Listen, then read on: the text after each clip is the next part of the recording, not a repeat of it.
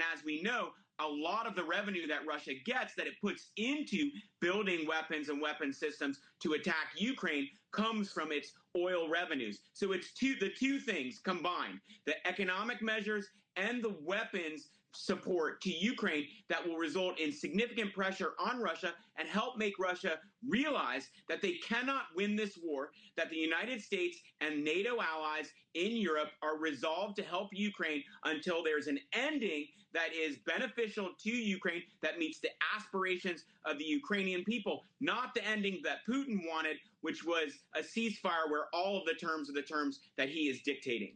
And the land that he's already seized. You know, David, we just showed a graphic of some of the firepower that the United States would be sending to Ukraine or has already sent to Ukraine. And we're talking about some serious firepower there. We're talking about everything from that Patriot missile interceptors to the precision-guided rockets, the Hellfire missiles, howitzers, javelins. These are things that could truly shift the momentum of that war. Yes, absolutely. I mean, all of those weapons are already on the battlefield, and Ukraine has received a lot of them from the United States. For instance, the javelins were really important, especially initially after the invasion by Russia, because Ukraine used the javelins very effectively to take out Russian tanks. The Patriot missiles are super important because they make it very hard for Russia to do airstrikes against Ukraine.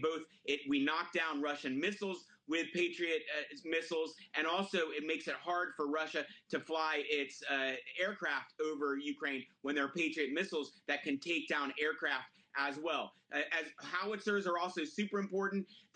Ukraine needs more of them. It needs both the howitzers and it needs more ammunition. So this is good news for Ukraine. It's good news for the NATO allies that really wanted to see a step up in support to Ukraine. And I think this could have a significant impact on the battlefield. And hopefully it's going to help Russia realize that they really can't take on the weight and the resources of NATO when the United States is participating in support for Ukraine. David, I do want to ask you, though, why do you believe the shift in tone from Mr. Trump? You and I both know not even 3-4 years ago, previous administrations were saying that Mr. Trump was Putin's puppet.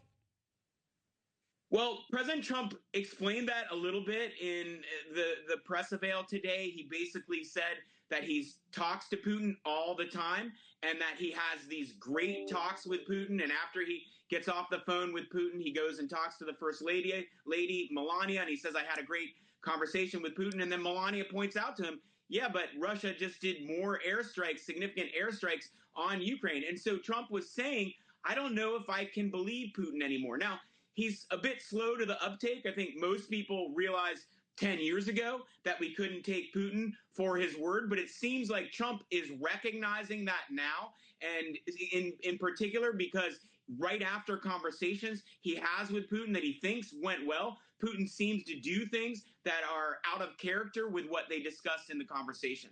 And David, you touched on it, but I want to go into these 100% tariffs that Mr. Trump said would go into effect if no deal is reached with Russia. You're talking about an additional sanction, say, like on China and other countries that trade with Russia, correct?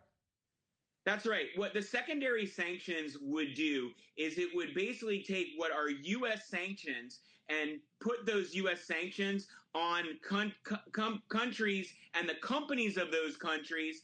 Even though the countries have not signed up to the U.S. sanctions, those companies could no longer do business with American companies, and they could no longer access the American banking system. So if you're, for instance, a company from India or from China, you don't have sanctions on Russia. Your country permits you to do business with Russia, but if the secondary sanctions go in place, you can no longer do any business with American companies or any other countries that sign up to U.S. sanctions or similar sanctions because of the secondary sanctions. And that would definitely hit Russia's bottom line. David Tafuri, thank you so much for joining us this afternoon.